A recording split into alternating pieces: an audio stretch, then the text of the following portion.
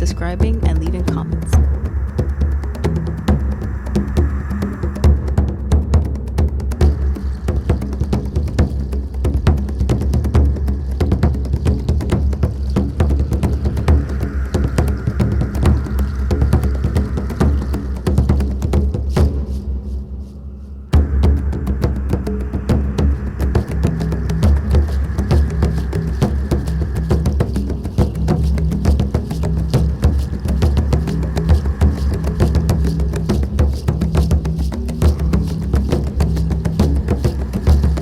The following program is based on speculation and conjecture.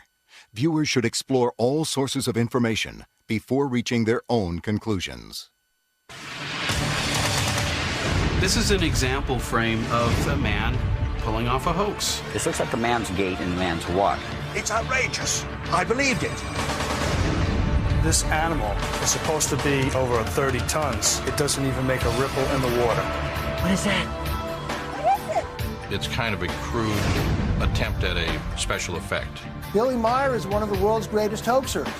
Billy Meyer films will all be done to draw people into this mindset of a cult. As I observe these people, they're clearly not medically trained people. I believe they're actors. I became the second Doctor. There you can see for yourselves. I have been revealed. The rumour is that the more elaborate footage came from Germany. That is one of the greatest hoaxes of the 20th century. Ever since the infamous War of the Worlds radio hoax of 1938, people have come to recognize the danger posed by such fantastic and staged events passed off as real. But now, hoaxed photos and videos supposedly showing actual monsters, sea serpents, and aliens are being presented in record numbers, forcing believers and skeptics alike to work overtime to separate fact from fiction. Tonight, you will see the most sensational and ambitious hoaxes ever shot on film or video, and hear from inside informants as they tell how and why they know. These are all frauds. Stay with us as we investigate world's greatest hoaxes, secrets finally revealed.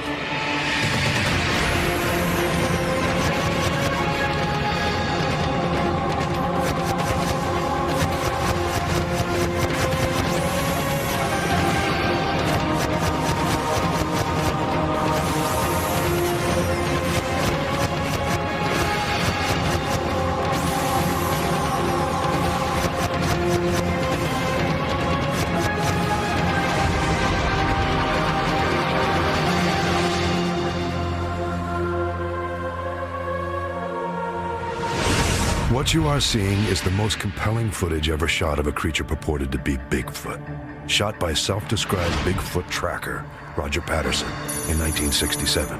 These 39 seconds of film have convinced many people that such a species exists. Repeated showings over 3 decades have ingrained these images into the public consciousness. Even commercials have been made about it as companies try to cash in on this apparently real image of a monster roaming throughout the Pacific Northwest. But is it real, or one of the greatest hoaxes ever found? There's no doubt in my mind that the Patterson film is a hoax. It is a human being in a fursuit. Cal Korff, an investigative journalist, has been researching the Patterson film for over 25 years. Look at this frame here. You can actually see a line going down here, which looks like either a zipper or again, a suspicious fur line. You can see on the body various patches of fur that are consistent with the suit. And there's no primate on the earth that has a fur line going down its spine. It doesn't fit. Though debates about the film's authenticity have raged for years, its origins date to October 20th, 1967, when Patterson allegedly crossed paths with the mysterious being. As I walked across the sandbar, I was able to get some fairly good footage of it.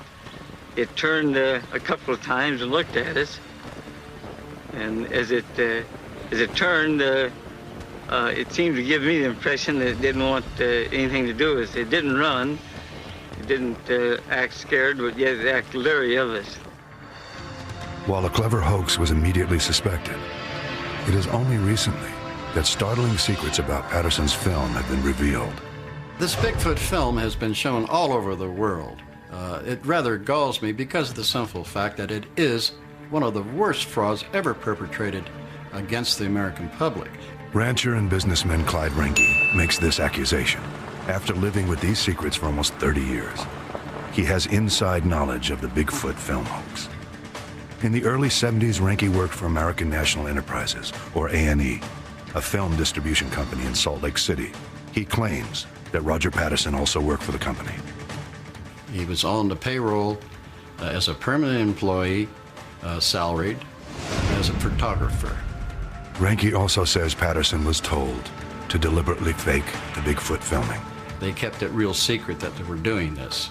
According to Reinke, A.N.E. executives recognized the marketing potential of the Bigfoot film. It was part of an ambitious promotional strategy to generate interest in A&E's other wildlife features. They would put the Bigfoot film together with another film such as Cougar Country, and the Bigfoot film itself would increase the attendance just tremendously.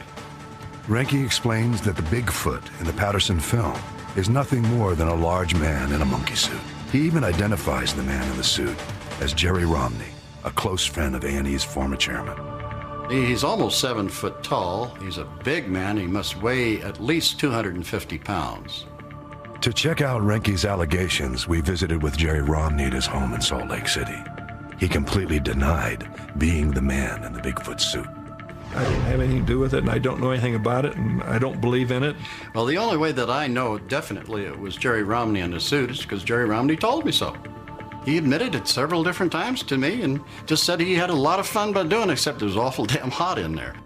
Interestingly, Romney starred in a subsequent A&E film in 1972. He now wonders if this fact, coupled with his large physique, might have made Reinke point to him. I guess maybe just because I'm pretty big and close to A&E, and I'd made this other movie with them, you know, and I knew all the executives very well. He just decided that was a good story, but that's not true. We filmed Romney walking up the street and compared his gait to the creature in the Patterson film.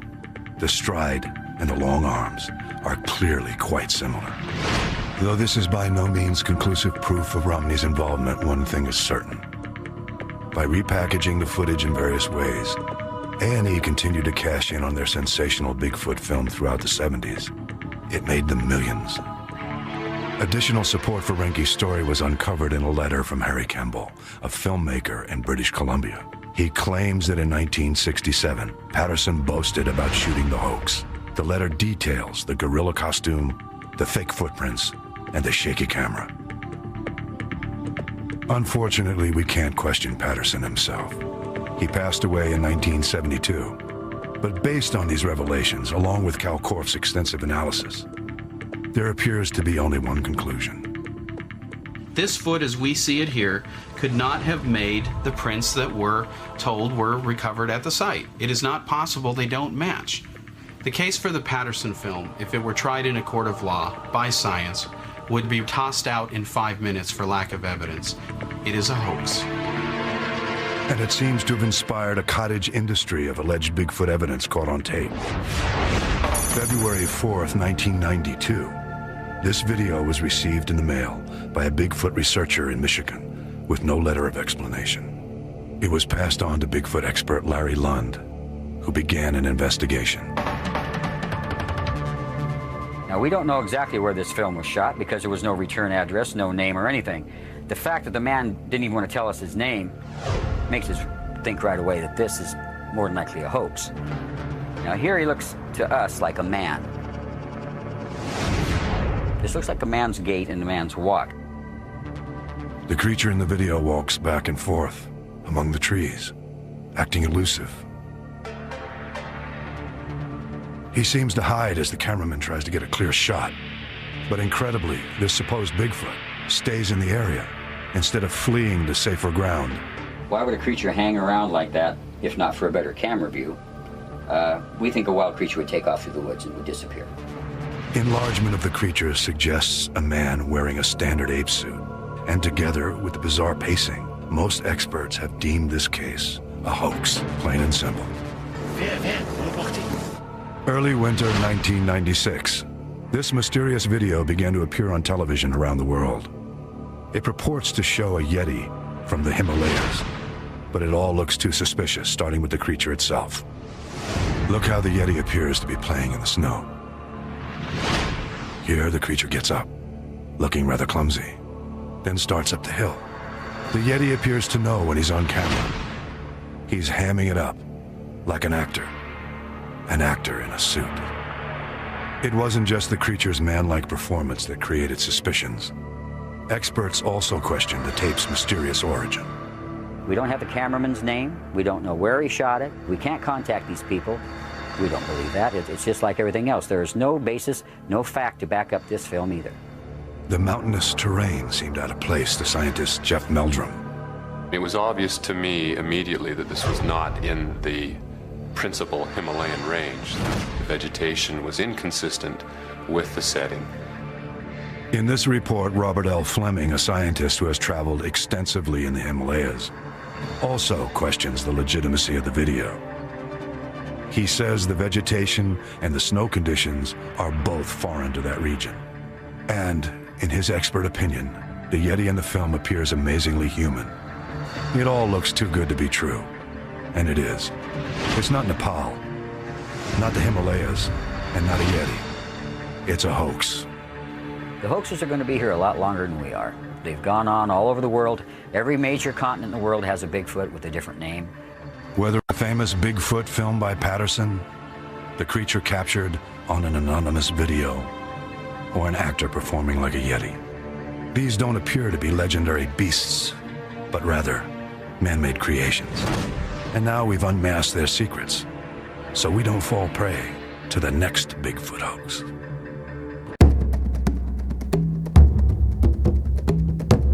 If you're enjoying all this rare and unique content, please show your support by subscribing and leaving comments.